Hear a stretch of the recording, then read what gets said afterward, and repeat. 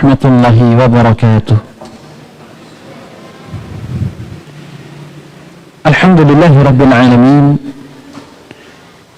wassalatu wassalamu ala ashrafil anbiya'i wassayyidil mursalin, nabiyyina wa rasulina Muhammadin wa ala alihi wa sahbihi wa man tabi'ahum bi ihsanin ila yaumiddin. Wa asyhadu an la ilaha illallah wahdahu la syarika lah wa asyhadu anna Muhammadan abduhu wa rasuluhu, amma ba'd.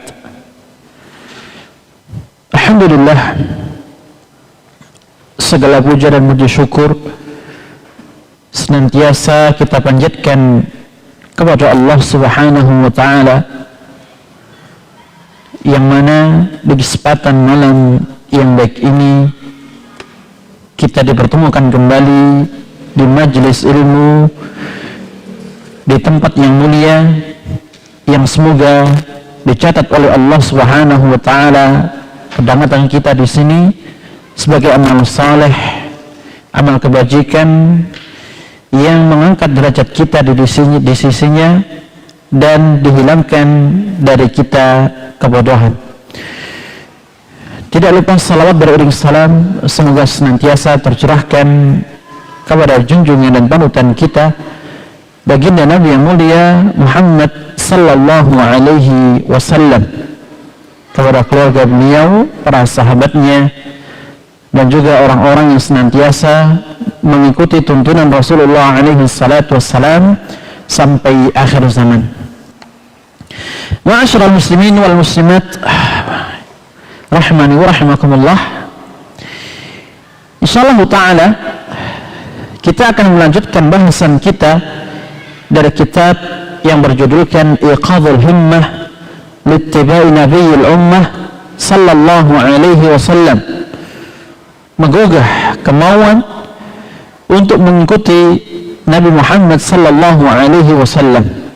Dan kita masuk pada bahasan tentang aqibatul usatil mukhalifin, sanksi atau akibat buruk atau azab bagi orang-orang yang menentang, yang menyelisihi sunnah Rasulullah alaihi salatu wassalam. Kita mengetahui sebagaimana dijelaskan oleh al-muallif hafizahullah ta'ala bahwasannya dari seluruh nas-nas syar'i ada 3 kategori nas-nas syar'i, baik itu ayat maupun hadis-hadis Nabi yang mulia sallallahu alaihi wasallam yang memerintahkan kita untuk mentaati beliau sallallahu alaihi wasallam. Jenis yang pertama adalah ayat-ayat yang memerintahkan secara langsung, baik dari Al-Quran maupun hadis Nabi yang mulia sallallahu alaihi wasallam. Jenis syar'i, baik ayat maupun hadis-hadis Nabi yang menunjukkan keutamaan, balasan, pujian bagi orang-orang yang mengikuti dan mentaati Rasulullah sallallahu alaihi wasallam. Sedangkan jenis yang ketiga adalah ancaman, azab, siksa, celaan bagi mereka yang menentang dan menyelisihi sunnah Rasulullah sallallahu alaihi wasallam. Dan jenis yang ketiga ini adalah bahasan kita di malam yang baik ini. Qala al-muallif hafizahullah ta'ala, al-qismu ats-tsalits al-ayat allati ishtamalat 'ala adh-dhann wal wa'id min Allah liman 'asa amrahu wa amra rasulih sallallahu alaihi wasallam. Bagian yang ketiga adalah ayat-ayat yang mengandung celaan, ancaman dari Allah bagi siapapun yang memaksiatinya dan memaksiati perintah Rasulullah sallallahu alaihi wasallam. Wa fiha bayanun ma a'addahu Allah lahum fi aqibatihim wa annaha ila sukhtillahi wan nar wal 'iyadhu billahi minan nar. Dan di dalam ayat-ayat yang nanti disampaikan oleh beliau terdapat penjelasan dari sanksi-sanksi hukuman yang Allah sediakan bagi mereka orang-orang yang membangkang, menyelisihi dan menentang Rasulullah sallallahu alaihi wasallam, yang mana mereka berujung kepada kemurkaan Allah dan berujung kepada neraka, wal iyadzu billah minan nar, dan kita berlindung kepada Allah dari api neraka. Beliau di sini akan membawakan kepada kita 8 ayat yang semuanya mengandung celaan, ancaman bagi mereka yang menentang, membangkang dan menyelisihi perintah Rasulullah sallallahu alaihi wasallam. Ayat yang pertama tertuang dalam surat Al-Imran ayat yang ke-32. Allah Subhanahu wa taala berfirman, "Qul atii'ullaha war rasul fa in tawallaw fa innallaha la yuhibbul kafirin." Qul, katakanlah, atii'ullaha war rasulah, taatlah kalian kepada Allah dan Rasulnya. Rasulullah sallallahu alaihi wasallam diperintahkan oleh Allah Subhanahu wa taala untuk menyampaikan firman-Nya ini secara umum kepada seluruh umat manusia, dan para sahabat radhiyallahu taala anhum jami'an yang di waktu itu mendampingi Rasulullah sallallahu alaihi wasallam. Apa yang harus diucapkan? Atii'ullaha war rasul, taatlah kalian kepada Allah dan juga Rasulnya. Ketika Allah Subhanahu wa taala membawakan perintah untuk mentaati Allah dan Rasulnya dengan menggunakan siwatul amr, bentuk kata kerja perintah, maka ini menunjukkan kewajiban perintah tersebut.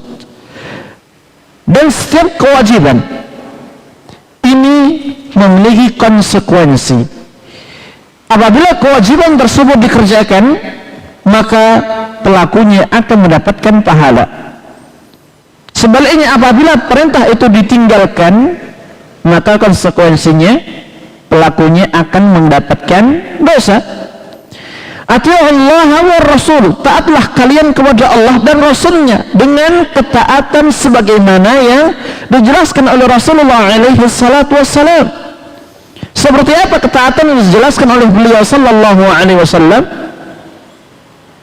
Idza amartukum bi syai'in fa'tu minhu mastata'tum wa idza nahaitukum anhu fajtanibuh. Apapun yang aku perintahkan kepada kalian, baik berupa akidah, berupa ibadah, berupa muamalah, berbagai macam amal-amal jawarih, amal-amal yang dilakukan oleh anggota badan maupun amal-amal yang dilakukan oleh hati, maka kerjakan. Rasulullah sallallahu alaihi wasallam merintah kita untuk selalu menjaga salat 5 waktu. Kita kerjakan. Rasulullah sallallahu alaihi wasallam merintah kita untuk menjaga aurat kita, tidak boleh membukanya. Kita menjaganya, kita melakukannya. Rasulullah sallallahu alaihi wasallam memerintah kita untuk meyakini kemahaesaan Allah Subhanahu wa taala. Kita lakukan. Sehingga di dalam berdoa, kita hanya berdoa kepada Allah Subhanahu wa taala. Di dalam kita meminta hanya kepada Allah Subhanahu wa taala. Di dalam kita sujud, ruku dan berbagai macam amal-amal ibadah, kita hanya mengisahkan Allah. Urusan takut hanya kepada Allah. Kita berharap hanya kepada Allah Subhanahu wa taala. Kita bertawakal, bersandar, mengantungkan diri hanya kepada Allah Subhanahu wa taala. Idza sta'anta fasta'in billah. Jika kalau minta tolonglah hanya kepada Allah. Ketika Rasulullah sallallahu alaihi wasallam melarang kita dari berbagai macam muamalah ribawiyah, maka kita menjauhinya. Sebagaimana beliau mengatakan, wa idza nahaitukum anhu fajtanibuh, dan apabila atau apapun yang aku larang dari mengerjakannya, maka jauhilah oleh kalian. Rasulullah melarang kita dari perbuatan kezaliman, kita menjauhinya. Rasulullah sallallahu alaihi wasallam melarang kita dari berbagai macam perbuatan maksiat, zina, judi, minum khamar, mencuri, begal atau yang lainnya, kita jauhi. Demikian pula yang terkait dengan berbagai macam urusan akidah.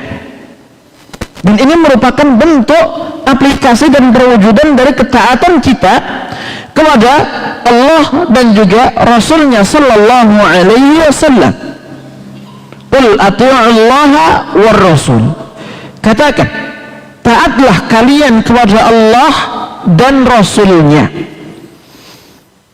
Fa in tawallau, maka jika kalian berpaling dari melakukan ketaatan kepadanya, kepada Allah, demikian pula kepada Rasulnya sallallahu alaihi wasallam, menyelisih perintahnya, meninggalkan perintahnya, mengerjakan larangannya, dan menerjang batasan-batasan Allah azza wa jalla, fa inna Allah la yuhibbul kafirin, maka sesungguhnya Allah tidaklah menyukai orang-orang yang kufur. Allah tidak menyukai orang-orang yang kufur. Kata para ulama, mengapa di ayat ini Allah menutup dengan firman-Nya fa innallaha la yuhibbul kafirin? Sesungguhnya Allah tidak menyukai orang-orang yang kufur, karena perbuatan menyelisihi perintah Allah, perintah Rasulnya, menerjang larangan Allah dan larangan Rasulnya, ini merupakan perbuatan kufur kepada Allah subhanahu wa ta'ala. Tidak ada satupun maksiat sekecil apapun itu, melainkan itu merupakan perbuatan kufur kepada Allah subhanahu wa ta'ala. Kalau berbicara tentang kufur, maka di sana ada pembagian, ada kufrun akbar dan ada kufrun asghar. Sebagaimana dosa ada kabairudz dzunub, dosa besar, dan juga ada saghairudz dzunub, dosa-dosa kecil. Nah, di sini Allah Subhanahu wa taala menjelaskan bahwasanya perbuatan yang menyelisih perintah Allah, menyelisih perintah Rasulnya, demikian pula menerjang batasan Allah dan Rasulnya, ini merupakan perbuatan kufur. Yang kedua, orang yang mengambil perbuatan tersebut, berpaling dari ketaatan kepada Allah dan Rasulnya, maka dia tergolong orang-orang yang kufur kepada Allah subhanahu wa ta'ala. Kemudian para ulama menjelaskan, jika kaum muslimin mereka betul-betul berpaling secara keseluruhan, tidak melakukan ketaatan kepada Allah dan Rasulnya, al-i'radu an dinillah, la yata'allamuh wa la ya'malu bih, berpaling 100% dari agama Allah, tidak mau tahu, tidak mau belajar, tidak mau mengamalkan apa yang ada dari ajaran-ajaran Islam, syariat-syariat Islam, maka berarti dia telah keluar dari agama, dia telah melakukan kekufuran, bahkan kemurtadan, dan itu merupakan salah satu dari pembatal-pembatal keimanan seorang muslim. Al-i'radu an dinillah, la yata'allamuhu wa la ya'malu bih, berpaling ya dari agama Allah, tidak mempelajarinya, tidak mengamalkannya, tidak mau salat, tidak mau puasa, dan berbagai macam kewajiban agama tidak dikerjakan. Maka ini menjadikan dirinya orang-orang yang kufur. Namun ketika perpalingan tersebut tidak sampai pada derajat 100%, hanya beberapa permasalahan atau beberapa ajaran yang ia berpaling. Misal kaum wanita muslimah, salat iya, puasa iya, namun tidak mau mengenakan hijabnya. Ia meyakini hijab itu wajib hukumnya, akan tapi ia dikalahkan oleh hawa nafsunya. Maka dalam hal ini kata para ulama, dia bukan termasuk orang yang dikategorikan kufrun akbar, bukan, tapi dia termasuk orang yang fasik, mukminah, seorang mukmin dengan iman yang ada dalam hatinya, dan dia seorang fasik karena perbuatan tersebut. Kalau Qala Ibnu Katsir, berkata Imam Ibnu Katsir rahimahullah ta'ala ketika menafsirkan firman Allah, qul ati'u Allah war rasula fa in tawallaw ay tukhalifu an amrih, jika kalian berpaling, ay artinya menyelisihi dari perintahnya. Fa inna Allah la yuhibbul kafirin, kata Imam rahimahullah, fadalla ala anna mukhalafatah fi tariqi kufrun wallahu la yuhibbu man ittasafa bidzalik. Ketika Allah mengatakan maka sesungguhnya Allah tidak menyukai orang-orang yang kufur, ini menunjukkan bahwasanya bentuk penyelisihan ya pada jalan yang sudah jelas, yaitu jalan ketaatan kepada Allah dan Rasulnya, maka bentuk penyelisihan ini adalah kekufuran kepada Allah Subhanahu wa ta'ala.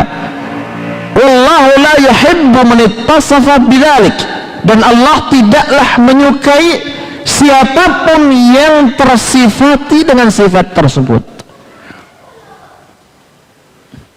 Dan ayat ini dipakai sebagian kelompok yang menyimpang, yang diantaranya Al-Khawarij, untuk menguatkan keyakinan mereka bahwasannya siapapun yang melakukan dosa besar khususnya, maka dia telah kufur dengan kekufuran yang besar, sehingga darahnya halal, hartanya halal, dengan menekankan pada penutup ayat fa in tawallaw fa innallaha la yuhibbul kafirin, jika kalian berpaling maka sesungguhnya Allah tidaklah menyukai orang-orang yang kufur. Dan ini menyelisihi Ahlus Sunnah wal Jamaah. Ahlus Sunnah wal Jamaah memerinci, jika pelakunya merupakan seorang muslim ataukah muslimah, mukmin ataukah mukminah, kemudian dia menyimpang dari salah satu atau beberapa ajaran-ajaran agama, perintah Allah dan perintah Rasulnya, dengan catatan hatinya masih meyakini kewajiban tersebut, hatinya masih meyakini haramnya perbuatan ini dan itu, maka dia masih di atas keimanan dan keislamannya, namun dia termasuk orang yang rusak, orang yang fasik dengan penyimpangan yang mereka lakukan tadi. Wa in idda'a wa za'an fi nafsihi annahu muhibbun lillah wa yataqarrabu ilayhi, sekalipun ada orang yang mendakwakan dirinya bahwasanya dia cinta kepada Allah Subhanahu wa ta'ala dan mendekatkan diri kepadanya Jalla Jalaluh, hatta yutabi'a ar-rasul an-nabiy al-ummi khatam ar-rasul wa rasulullah ila jami'i thaqalaini al-jinn wal-ins, maka pengakuan tersebut tidak akan pernah diterima. Pengakuan itu tidak akan pernah menjadi pengakuan yang hakiki sampai dia betul-betul mengikuti Rasulullah sallallahu alaihi wasallam, Nabi yang ummi, penutup para rasul dan utusan Allah kepada seluruh umat, baik dari kalangan jin maupun dari kalangan manusia. Alladzi law kana al-anbiya'u bal al-mursalun bal ulul azmi minhum fi zamanihi ma wasi'ahum illa ittiba'uh wad-dukhulu fi ta'atih wattiba'u syari'atih. Yang mana kalau seandainya para nabi, bahkan para rasul, dan kita tahu tingkatan nabi dan rasul, tidak semua nabi itu rasul dan semua rasul itu pasti nabi. Bal ulul azmi, bahkan ulul azmi, nabi, rasul, ulul azmi adalah pilihan dari sekian banyak rasul. Nabi jumlahnya banyak, nabi-nabi Allah banyak, rasul-rasul Allah lebih sedikit. Ulul azmi, para rasul pilihan Allah, lebih sedikit lagi.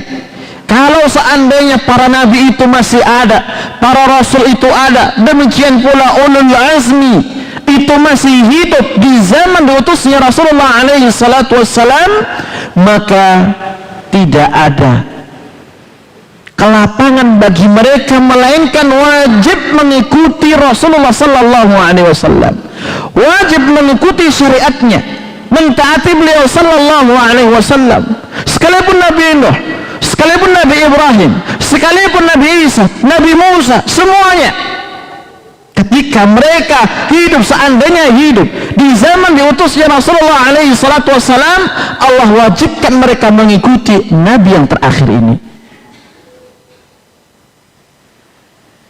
Waddukhul fi ta'atih, wajib juga untuk masuk di dalam melakukan ketaatan kepadanya, wattiba'u syariatih, dan mengikuti syariat Rasulullah sallallahu alaihi wasallam.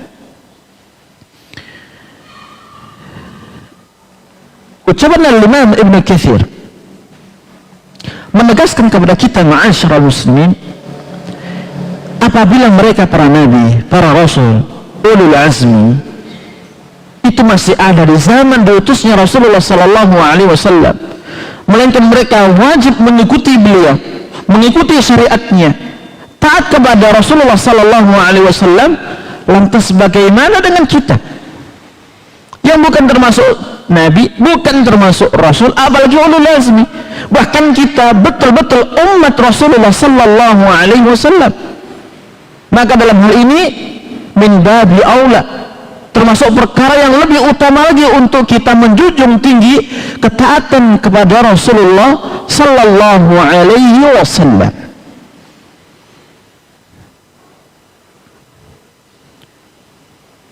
Ayat yang kedua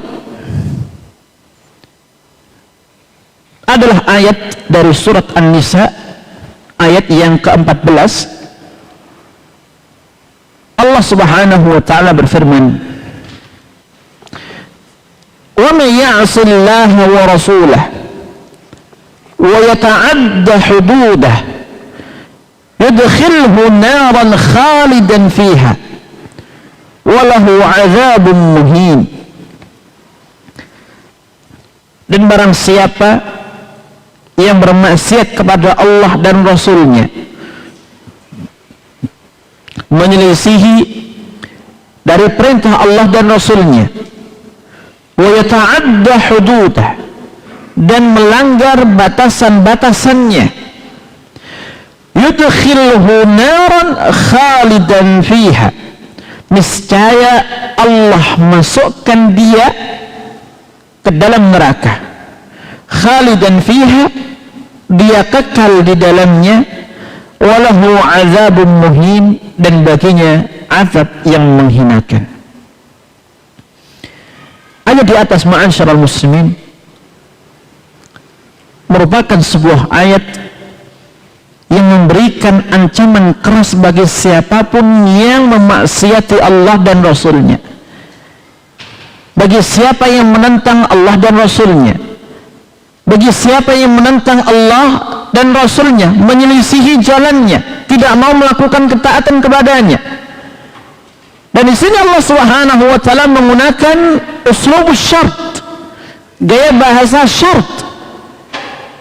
Kemudian dikatakan sebagai jawab syart, sebagai bentuk jawab syartnya adalah yudkhilhu nara, niscaya Allah masukkan dia ke dalam neraka. Dan di antara faedah uslubus syart ini menunjukkan akan keniscayaan dan kepastian apa yang Allah janjikan dan Allah ancamkan melalui ayat tersebut. Ketika Allah mengatakan, wa may ya'sillaha wa rasulahu wa yata'adda hududah yudkhilhu naran khalidan fiha, barang siapa yang bermaksiat kepada Allah dan Rasulnya dan melanggar batasan-batasannya, niscaya pasti Allah akan masukkan dia ke dalam neraka dan dia kekal di dalamnya. Walahu azabun muhin, dan baginya azab yang menghinakan. Ancaman bagi siapapun yang menyelisihi Allah dan Rasulnya, ancaman bagi siapapun yang menerjang batasan-batasan Allah dan Rasulnya, Apa ancamannya? Allah masukkan dia ke dalam neraka. Apa ancamannya? Allah sediakan baginya azab yang menghinakan. Dan disinilah kita mengetahui ma'asyiral muslimin, sebagai seorang hamba Allah yang beriman, dengan iman yang kita miliki di hati-hati kita, ini menjadi motor penggerak bagi kita, menjadi pemicu untuk kita istiqamah di atas ketaatan kepadanya, di atas ketaatan kepada Rasulnya sallallahu alaihi wasallam, dan menjaga diri dari terjatuhnya kita ke dalam penyimpangan, menjaga diri dari terjatuh ke dalam kemaksiatan. Karena tidak mungkin suatu larangan, tidak mungkin penyimpangan tidak berujung kepada ancaman yang Allah janjikan di atas. Kita mau meninggalkan akidah, maka siap-siap kita dimasukkan ke dalam api neraka. Kita mengingkari salah satu dari rukun Islam, kita mengingkari salah satu dari rukun iman, atau kita menolak akan risalah Nabi kita yang mulia sallallahu alaihi wasallam, atau kita menolak mentah-mentah salah satu dari sunnah beliau, masuk dalam ancaman di atas. Makanya orang yang memiliki iman di dalam hatinya disebut sebagai seorang muslim. Mengapa? Karena dengan iman yang ada dalam hatinya, dia menyerahkan seluruh jiwa dan raganya kepada Allah Subhanahu wa ta'ala. Dengan bahasa lain, jika dikatakan A, kita harus bilang A. Jika dikatakan B, kita harus bilang B. Jika Allah perintahkan ini, kita lakukan. Jika Allah perintahkan itu, kita lakukan. Jika Allah larang ini, kita tinggalkan. Dan seterusnya. Pasrah, tunduk dan patuh. Qul inna salati wa nusuki wa mahyaya wa mamati lillahi rabbil alamin. Katakan, sesungguhnya ibadahku, salatku, hidup dan matiku hanya ku persembahkan kepada Allah Subhanahu wa ta'ala. Ini yang menjadi harga mati dan prinsip bagi seorang muslim. Akan tapi ma'asyiral muslimin, di dalam kita beristiqamah di atas perkara ini, banyak sekali ujian di sana. Ujian dari diri kita, hawa nafsu kita. Berapa banyak hawa nafsu kita menyuruh untuk menyelisihi perintah Allah, perintah Rasulnya. Berapa banyak hawa nafsu yang ada pada diri kita sering membisikkan, mengajak kita untuk melanggar batasan Allah, batasan Rasulnya, meninggalkan sunnah Rasulnya sallallahu alaihi wasallam, apalagi meninggalkan syariat Allah Subhanahu wa ta'ala. Yang kedua, ujian dan godaan dari mereka, iblis dan bala tentaranya. Dan dari sinilah Allah Subhanahu wa ta'ala akan menjadikan seorang mukmin yang jujur sebagai mukmin yang betul-betul kuat imannya, diridhai, dicintai oleh Allah Subhanahu wa ta'ala, akan dipisahkan dari mereka yang memiliki kualitas iman yang rendah. Dengan ujian ini, hatta yamizal khabitha minat tayyib, sampai Allah memisahkan yang baik dari yang buruk dengan ujian. Makanya tidak heran tatkala berbagai macam kenikmatan, kelezatan dunia itu merupakan salah satu penggiur kita untuk tidak bisa mendapatkan surganya Allah.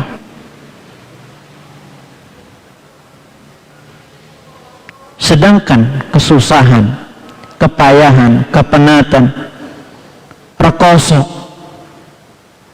seolah-olah ini merupakan hal yang bisa menghalangi kita dari mendapatkan surganya Allah Subhanahu wa ta'ala. Kenikmatan dunia yang diantaranya semuanya tertuang dalam berbagai macam maksiat yang Allah haramkan. Fitrahnya manusia, hawa nafsu manusia condong ke sana. akan tapi di balik itu ada neraka. Sedangkan berbagai macam perkara yang dibenci oleh nafsu seseorang, dari mulai salat, dari mulai zakat, atau ibadah-ibadah yang lainnya, fitrahnya hawa nafsu membencinya, namun di balik itu ada surga.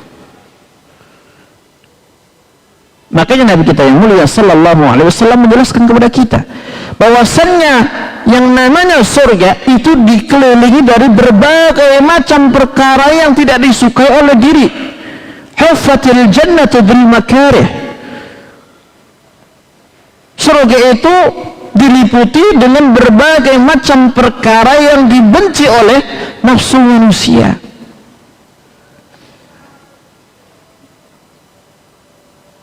Duit-duitku dewe lek ku golek kok dikon zakat.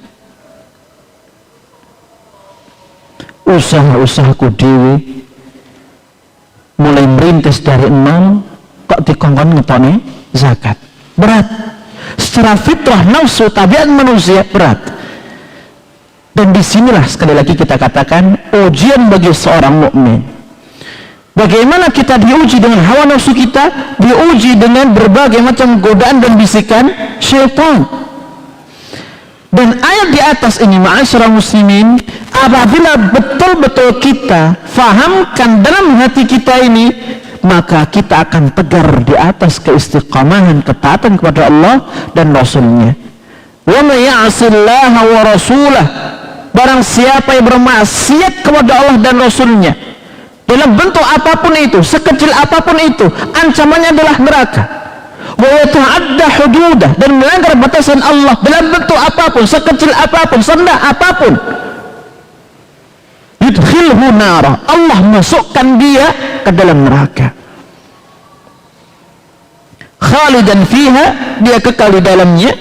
Walahu azabun muhin, dan bagi dia azab yang menghinakan di dalam neraka. Dan kita tahu ma'asyiral muslimin betapa mengerinya dan dahsyatnya azab neraka, wal'iyadu billah. Serendah-rendah azab yang Allah sediakan bagi mereka penghuni neraka adalah sebuah terompah, sebuah sandal yang dikenakan di telapak kaki, yang mana sandal ini terbuat dari api neraka. Dengan dikenakannya sandal di telapak kaki, maka mendidihlah otak yang ada di kepala. Itu yang paling rendah, yang paling ringan, belum yang lain, belum yang lainnya. Qala Abul Fida, berkatalah Imam Abul Fida, yaitu Imam Ibnu Katsir rahimahullah ta'ala, ma hakama Allah bih wa dadda Allah fi hukmih wa hadha innama yasduru an adam ar-ridha bima qasama Allah wa hakama bih. Artinya, yakni lantaran dia mengubah apa yang menjadi hukum Allah, apa yang Allah tetapkan, dan dia menentang Allah dalam hukum-hukumnya, dan ini muncul atas dasar ketidakridhaan dari pembagian Allah dan apa yang Allah tetapkan dari hukum tersebut. Maksudnya, orang yang menyimpang, orang yang menyelisihi syariat Allah, demikian pula sunnah-sunnah Rasulullah sallallahu alaihi wasallam, itu hakikatnya keluar dari jiwa yang tidak rela dengan aturan dan ketetapan Allah di atas. Keluar dari jiwa yang tidak rela dengan apa yang Allah tetapkan yang menjadi syariat dan hukumnya.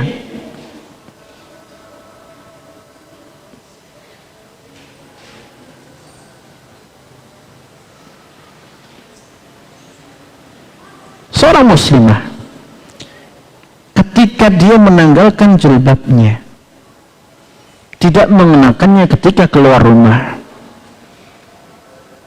ketika kita tanya apa alasannya, banyak. Tidak boleh ketika masuk kerja pakai jilbab. Yang satu lagi mengatakan kalau pakai jilbab gak modern, gak lifestyle.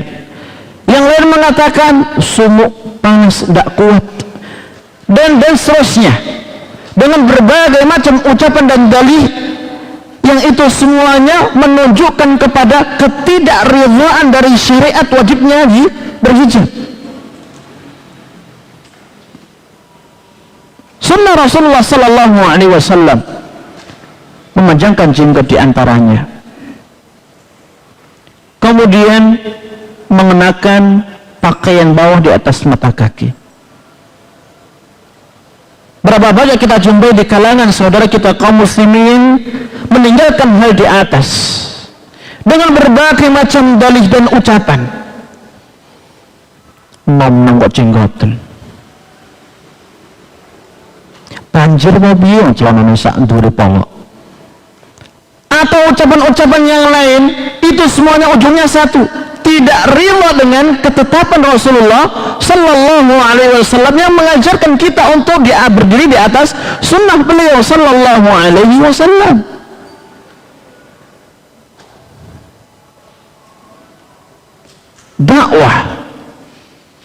Dakwah yang mengajak kepada pemurnian Islam yang benar, dakwah salafiyah, banyak mendapatkan dan menuai berbagai macam pertentangan, dari mulai tuduhan yang dusta sampai kepada penjelekan bagi pegiat dakwah tersebut dengan berbagai macam dalih ini dan itu. Ujungnya cuma satu, tidak rela dakwah salaf, dakwah mubarakah ini ada di permukaan bumi. Mengapa? Karena kelompok-kelompok menyimpang lainnya otomatis itu akan terkurangi jamaahnya, sehingga yang terjadi banyak konsekuensinya. Wisata religi menurun drastis, pemasukan berkurang, acara ini, acara itu, setiap bulannya, setiap tahunnya yang dirayakan berkurang drastis, karena para jamaahnya sudah meninggalkan itu semua, beralih kepada pemahaman Islam yang benar. Apa yang terjadi? Dimusuhi dakwah yang benar, dakwah yang mengajak umat untuk kembali kepada Islam dan sunnah Rasulullah sallallahu alaihi wasallam. Itu semuanya pun juga berujung kepada ketidakridhaan dari apa yang Allah tetapkan dan ditetapkan oleh Rasulnya sallallahu alaihi wasallam. Walihada yujazihi bil ihana fil azab al alim al muqim. Oleh karena itu Allah membalas dia dengan menimpakan azab yang menghinakan, azab yang pedih, ya, pantas dan berhak mendapatkan balasan yang setimpal. Oleh karena itu, di antara perkara yang harus kita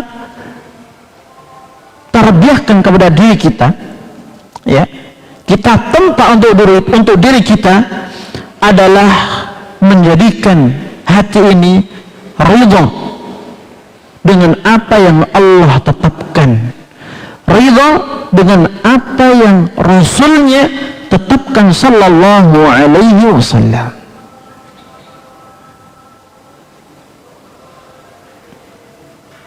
Kita mengetahui ma'asyiral muslimin,